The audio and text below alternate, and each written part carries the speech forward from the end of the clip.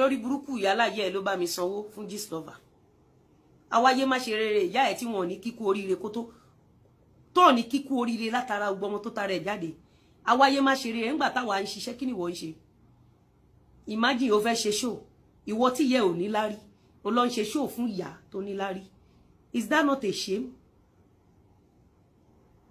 Is that not a disgrace to your miserable mother?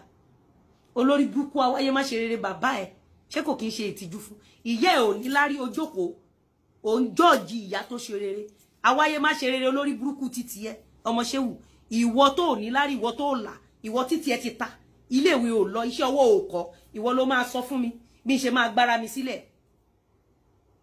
lọ́wọ́ Ìyábọ̀ Òjó àtàwọn olórí burúkú bíi tìyábọ̀ Òjó tó máa mọ sàárì ọmọ wọn ìwọ ló máa sọ fún mi bí n ṣe máa gbára mi lẹ̀ lọ́wọ́ blackmailer olórí burúkú akúmàmójúdì ẹ̀ ó kú nígbà tí Mohbad sunkún títí tán fi pa o ò ní jẹ́yàn ọmọ Ṣéwù mo ní fún nìyẹn bí o ò ní jẹ́yàn mo ní full details ẹ mo lá account details ẹ mo ní phone number mo ní photo ìyá ẹ mo ní bàbá ẹ mo ní gbogbo nǹkan tó ní ọmọ wèrè kan tó lóhun lóyún fún àbí gbogbo ẹ ni mo ní bí o ò ní jẹ́yàn kò ní dáa fún ẹ o ò ní ṣe oríire ọmọ aráyè ò ní kí ẹ kú oríire ọmọ Ṣéwù tani pọ̀rí máa pọ̀pọ̀ yálà ìyá ẹ tó fẹ́ sọ fún mi irọ́ ń bá máa wòran ni kí Ìyábọ̀ Òjó rí bí pa ẹ́ bó ṣe pa Mohbad láì ṣe mi ń bá máa wò ẹran ni Bẹ́sàbọ̀dù àtàwọn Ìyábọ̀ Òjó wọ́n ṣe ń pa gbogbo àwọn lọ́balọ́ba níjòyè tó ń wéèsì ẹ̀mí àwọn èèyàn tó ń fìbọn lọ ká àwọn èèyàn mọ́lé lágo 2 òru ń bá máa wòran ni bá má sọ̀rọ̀.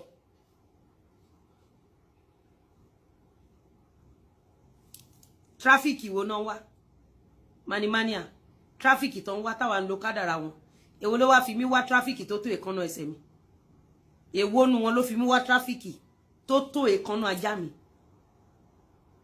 tó bá rò pé fẹ́ fi Lizzy wá tráfíkì má bọ̀ kí wá ṣe show fún ẹ body go tell you láàrin ọdún kan Esabod tó ń jẹ gi àṣẹ òun dà gbogbo àwọn tó ṣe fracas lánàá òun dà. You don't understand? It is not about Lizzy Anjorin alone. It is about others. O lè lọ kó àwọn àfáà jọ kó fi ṣe content.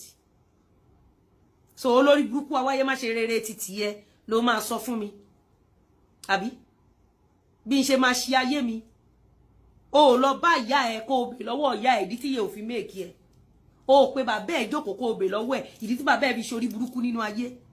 Tá bá dé gbé photo bàbá ẹ sí Tansin àti ìyá ẹ olórí burúkú yín ẹ máa sunkún kiri. Àmọ́ jẹ́jẹ́ ni wàhálà máa jókòó tẹ́ máa lọ bá. You don't understand? Olórí burúkú ìyá ti tó oyé pé yẹ jókòó ìdí táyé yẹ fi bàjẹ́ tó sì wà nílé àlàpà. Ẹni tó ń ṣe show fún Lizzy Anjorin tó ń dárúkọ o mọ bí Lizzy ṣe tó nínú ayé ni.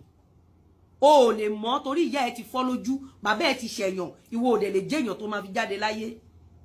Iṣẹ́ orí burúkú tẹ́ ń ṣe lórí cyberspace tẹ́ máa ń bú gbogbo èèyàn. Ẹ rò pé mi ò lè ṣe ni mo lè ṣe. Tí bá dé bẹ̀rẹ̀ kò sí kankan ní tó good tó mi. Ṣùgbọ́n mi ò ní ṣe because mo mọ consequence ẹ pé the easiest way tó lè fi cancel ẹ láyé òun ni kó lọ máa ṣe show fẹ́ni tí ò ṣe a máa dùn mọ́ ẹ àwọn tálíkà bí ẹgbẹ́ ẹ wọ́n máa comment fún ẹ a máa dùn mọ́ ẹ bó kú bó ṣe fẹ́ wọ àárín àwọn olówó tó fẹ́ sọ ẹ́ dèèyàn imagine kírú Ìyábọ̀ Òjó máa dó Naira Marley